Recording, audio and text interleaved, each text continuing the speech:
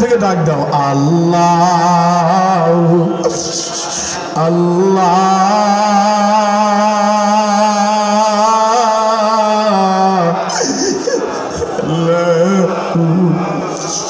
আল্লাহ আল্লাহ। তুমি তাকায় দেখো মাহফিলটা, বলো আল্লাহ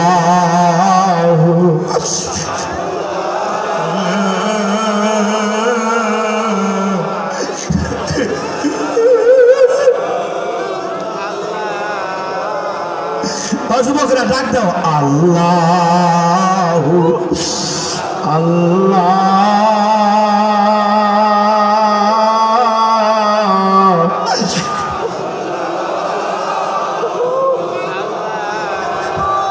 শেষবারের মতো আর একটা ডাক দাও আল্লাহ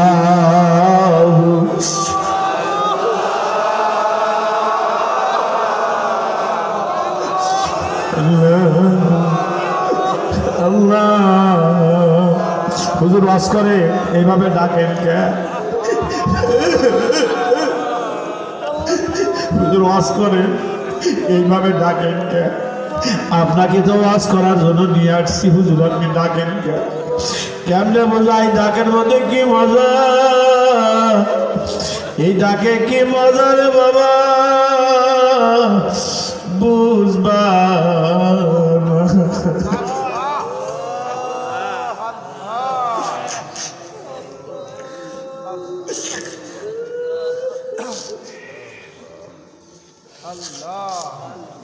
আমার কথা যদি বিশ্বাস না করো, প্রতিদিন ফজর নামাজের আগ দিয়ে 2 রাকাত তাহাজ্জুদ পড়ো।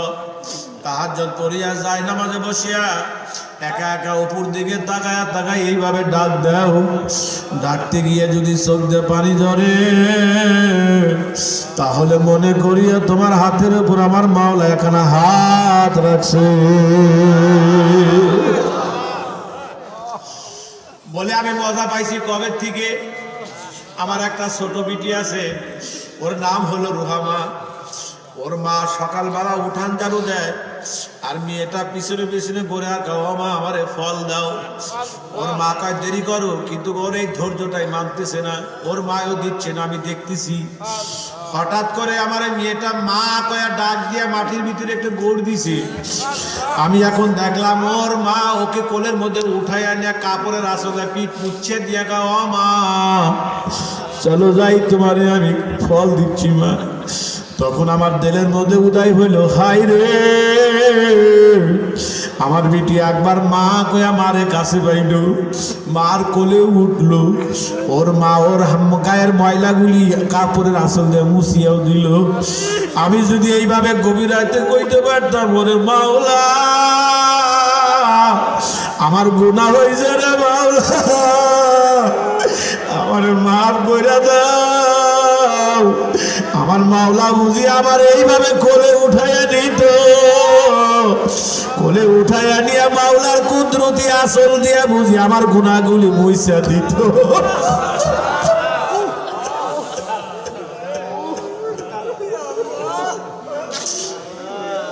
ও আমার রুহানি ভাইরা, ও আমার সালেম ভাইরা, তোমাদের কাছে আসি, তোমরা পাগলের মতো সুইটা আসো। কেন আসো আমি তাও জানি, বলে মুর্শিদ নাই, আর ভাইদের কাছে গেলে দিল ভালো লাগে, তাই তোমরা আসো। ওরে ভাই, গ্রামের মানুষরা অনেকে অনেক কিছু মন্তব্য করতে পারেন যে এই পাগলগুলা এই জায়গার মধ্যে আইসে এত কান্দে কেন। বলে কান্দার মূল কারণ হইল ওরা যে কার পাগল, ওরা যার পাগল তার সন্ধানে বাজার ধারে ধারে ঘুরে। বলে কার পাগল, বলে ওদেরকে একটা নূরের আয়না দেওয়া হয়েছে।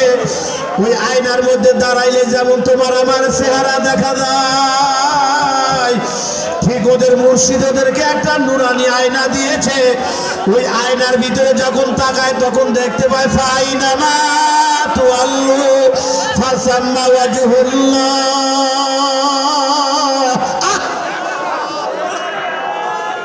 কারো আষাঢ় মাস, কারো সর্বনাশ।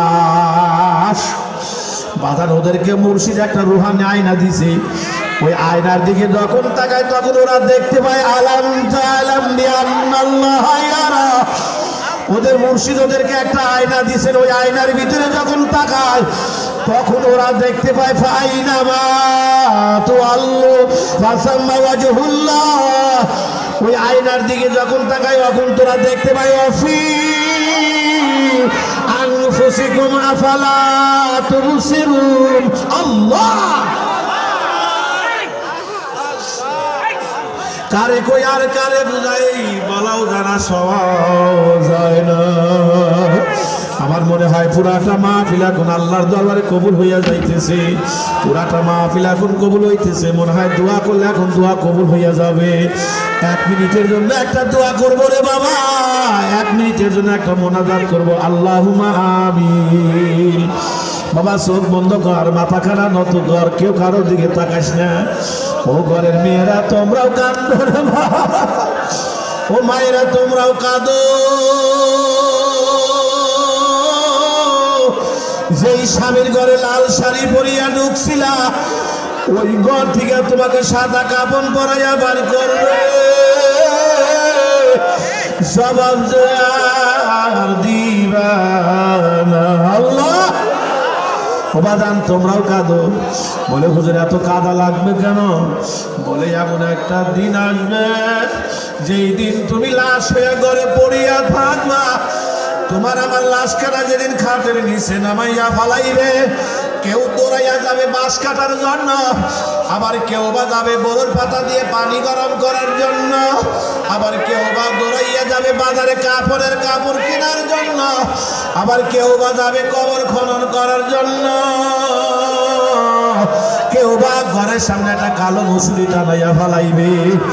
কালো মুসুরি টানাইয়া তোমাকে আমাকে শুয়াইয়া শেষ গোসল করাইয়া ফালাইবে। আল্লাহ এ বাবারে যখন গোসল করাইবে, পরনের কাপড়গুলি যখন টানিয়া টানিয়া খুলিয়া ফালাইবে, বলার নেই এরপর তোমাকে আমাকে টিপে টিপে টিপে টিপে গোসল করে ফেলাইবে। ওই সময় মাইয়া কয় আস্তে টেপো, কারণ আমার কলিজাটা আজরাইল বাইর করিয়া ফেলাইছে। আল্লাহ এরপরে কি তোদের কলিজার মধ্যে লাগে না রে বাবা? বোঝে রে বাবা, বুঝছেন সেটা চোখের পানি ছাড়িয়া দেয়। আল্লাহু আকবার। গোসল যখন করাইবে, গোসল করাইয়া নাকে কানে তুলা লাগাইয়া তোমাকে আমাকে যখন সলকেটের মতো প্যাকেট বানাইবে, বানাইয়া যখন কাপড়ের কাপড় পেঁচাইয়া সলকেটের মতো বানাইয়া খাটে উঠাইবে। আল্লাহু আকবার। এই শিমলার কবরস্থানের মাঠে যখন তোমার আমাকে লইয়া জানাজা করবে, জানাজা করিয়া 3 জন মানুষ যখন কবরের নাইমে লাশটা নামাইয়া ফালাইবে, তালবা আল্লাহু আকবার তালাইয়ার বাস দিয়া মাটি দেওয়া শুরু হইয়া যাবে। মাটি দিয়ে যখন সবাই আসে তখন মাইয়াতে কই যাও? আমারে লইয়া যাও, আমার কবরে 99টা সাপ আসিয়া গেছে। কিলবিল কিলবিল কিলবিল কিলবিল করে খাবরাই। কি জবাব দিবি রে?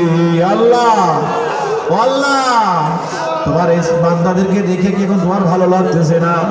তোমার বান্দারা চোখের পানি ছাড়িয়ে দিছে। আল্লাহ একটা বান্দারে তুমি সাপের কামড় খাওয়াইও না। আল্লাহ একটা বান্দারে কবরে আযাব দিও না। তোমার বান্দাদেরকে তুমি কবুল করে নাও। এই মাহফিলে কার বাবা নাই, কার যেন মা নাই।